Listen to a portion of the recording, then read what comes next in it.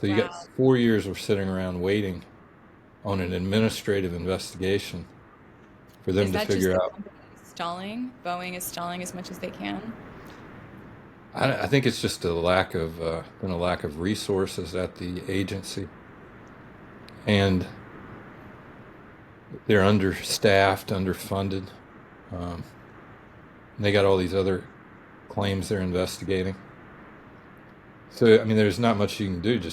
We had to just sit back and wait, and then ultimately they found that he had not been retaliated against, and that's when you can file an appeal to an administrative court, which just has it's a judge-only court that deals with administrative claims.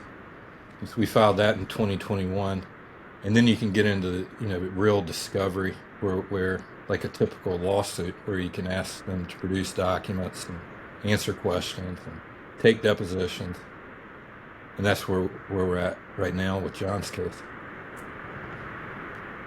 But that the law really needs to be amended to, at a minimum, to extend the statute of limitations and to give the investigator subpoena power and have some kind of cutoff time period for investigation. I mean, 4 years is ridiculous.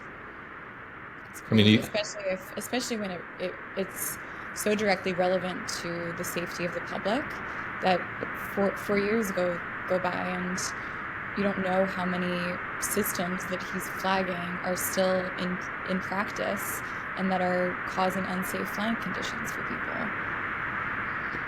yeah. And John had made numerous complaints to the FAA as well, some of which they substantiated.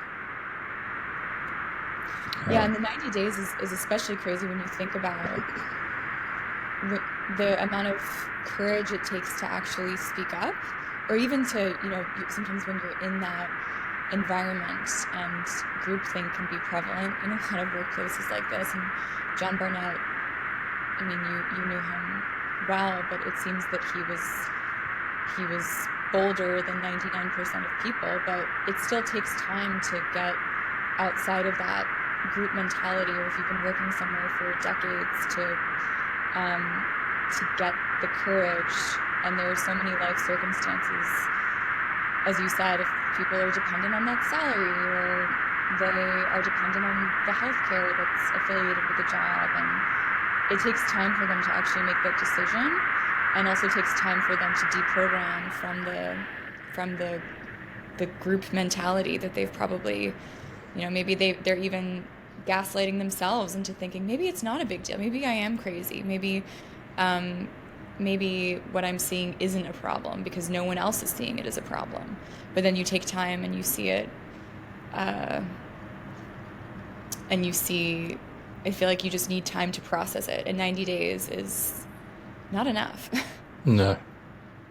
And then, of course, a lot of companies have, what do you call it? Like an internal appeal process, Right. right? So, they could lay you off, and then you can go through this appeal process. And of course, that can last more than 90 days. Yeah. So they can play games, I think, with folks to stall it out, so they intentionally miss the statute of Yeah. limitations. And in that case, you can only recover your lost wages and emotional distress you may have incurred. Hmm. Um, so it's kind of limited. Right, right. Are And you it's, seeing that with everything that's been happening the last few weeks with various crashes, the DC plane crash? There was a crash yesterday that you flagged for me in Scottsdale where one person died. Do you think that more whistleblowers will come out of the woodwork as a result? Or do you think that they'll be scared because of this new administration? Or what are you seeing? Have you been seeing more of an influx of people coming to you specifically as it relates to aviation? yeah, I hear from folks usually at least once a week in Yeah. aviation. Uh,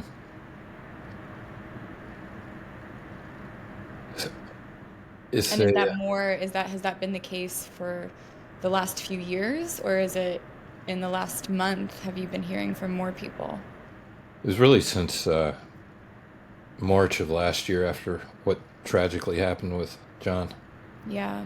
I think it inspired a lot of folks that wanted to come forward and offer support for John. They saw that he had been on a mission to help protect safety and quality. And, I think a lot of people want to do the right thing, but sometimes they're afraid, like you say, to speak up because they're caring for folks and have to make a living. And the aviation industry, again, is a pretty tight-knit community here. And a lot of people get scared they'll get blacklisted or blackballed from the industry, which I've had folks that have claimed that. Right. I think, it was a tragic situation with the DC crash recently. It looks like that the helicopter may have been flying 100 feet out of its zone too high. And then I've read also that there was only like one air traffic controller working. Yeah, I was going to ask you if you've ever had air traffic controllers come to you, if you've ever had a case focused on that group of people specifically. I have not. Not yet. Not yet, yeah. It seems though that I didn't realize this until the media was talking about it, that Reagan National was the busiest airport in the country. Had you heard that? No, I didn't. I thought that for some reason I thought the Denver airport was, but I could I see don't know. Reagan. Yeah, that's what a lot of folks, or I was reading that. Um, you would, I mean, I'm not an air traffic controller, but one would think you would need more than one person conducting their Yeah, and then job. of course Trump blamed it on DEI. Yeah, I mean, I'm not going to comment on that, but I, That's I, fair. I mean, I think that there's clear liability on the government's part in this crash, and we'll just have to wait and see. I'm sure there will be some cases being filed against both the government and the airline. Do you think that there's been, so I know you started doing whistleblower work in 2012, and people are accustomed to and familiar with the idea that planes are some of the safest forms of transportation up until recently, up until, John Barnett passed and Joshua Dean passed, and a lot of it, and then there was the video of the Boeing plane with the gigantic hole in the side, and now people are paying attention. But do you think that it's the number of incidents, the number of whistleblowers have grown in, since pre 2012 when you started doing this work? And I'm sure that could be attributed to a lot of things, like new laws that made it easier for people to come forward, even though, as you just said, it's not that easy, or media attention on the matter, and that could influence how many people are coming forward. But yeah, I'm just wondering if you have the knowledge of the history of all of this. Is it getting worse? Because that's what the internet is saying, and that's what a lot of your whistleblowers are saying in certain ways. Yeah, I'm curious what your thoughts are on that. Well, there certainly seems to be a lot more incidents. The FAA tracks all these, and you can go on their website and take a look. And I don't know, I've read thousands of complaints related to 787 issues, which is the plane that John was working on there in Charleston. That wasn't the only plane he had worked on. He had worked on a bunch of different systems out in Washington. But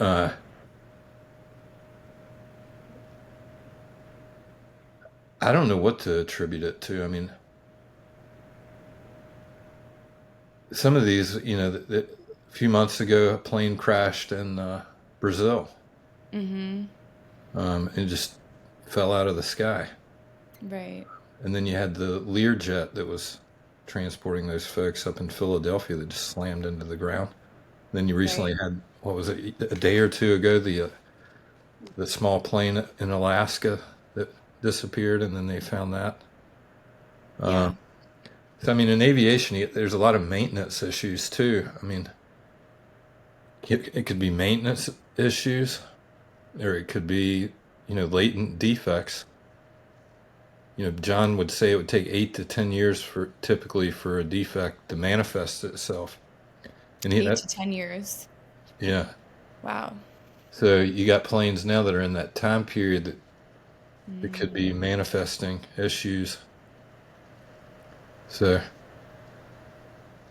Is that because they're not keeping up with the maintenance? So over just 8 to 10 years, the mechanical issues start to worsen?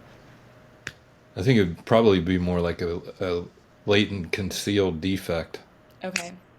I mean, I'm speculating, but I mean, that's kind of what John was talking about.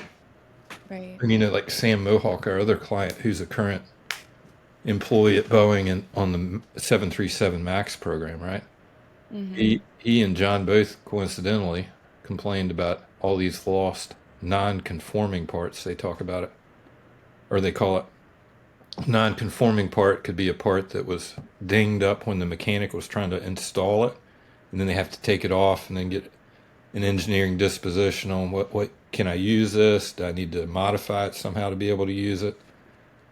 Or it could be a totally just defective, rejected part. Mm-hmm. Um, and there were that Sam Mohawk talks about thousands of lost non-conforming parts. Non, you certainly don't want a non-conforming part on an aircraft.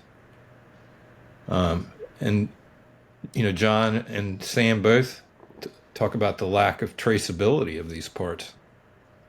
Like, where are they? I mean, this isn't a 7-Eleven where you can walk in and just buy parts. So if you have all these plane parts missing, they're not in the warehouse. They're not where they're supposed to be. Kept segregated off in an area that they have actually kind of like fenced off, so people can't just come in and just take parts. But unfortunately, that was one thing John complained about, was that people would just come in there and use it as a parts store. If they didn't have a new part, they would just come and take a non-conforming part and go put it on an airplane. And I mean, if you're not documenting it properly, depending on what kind of part it is, I mean, that could be a really critical thing. And of course, it could, Yeah. it could cause all kinds of things.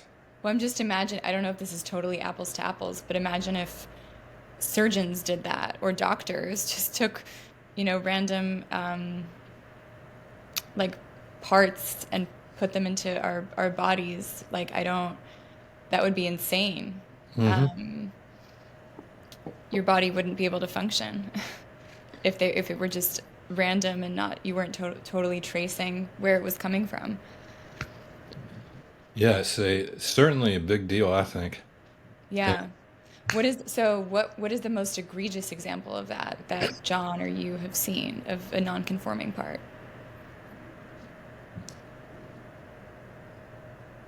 it's a good question. Let me think about that for a second. Listen, it's not only that. I also will mention that what I'm talking about here is public record. Like John Barnett's deposition transcript's been publicly released in a redacted form, albeit, and his complaint's been released. So I mean, another issue he was complaining about that really concerned him. I mean, it concerned him up until his passing, was that they would put. Okay, so you got the flooring that everybody walks on, right, when you enter the plane, and it's the seats sit on. And so there are like 20,000 of these E-nuts, it's called. And these are the bolts that bolt the flooring down. And when they were torquing the bolts, it was creating a sliver, a titanium sliver, to come off underneath. And guess what's underneath? The wiring harnesses. The 787 is a fly-by-wire plane, right? So this is everything controlling the plane. And he was saying that there were thousands of these shards coming down and some falling into the wiring bundles. And then there's also electronic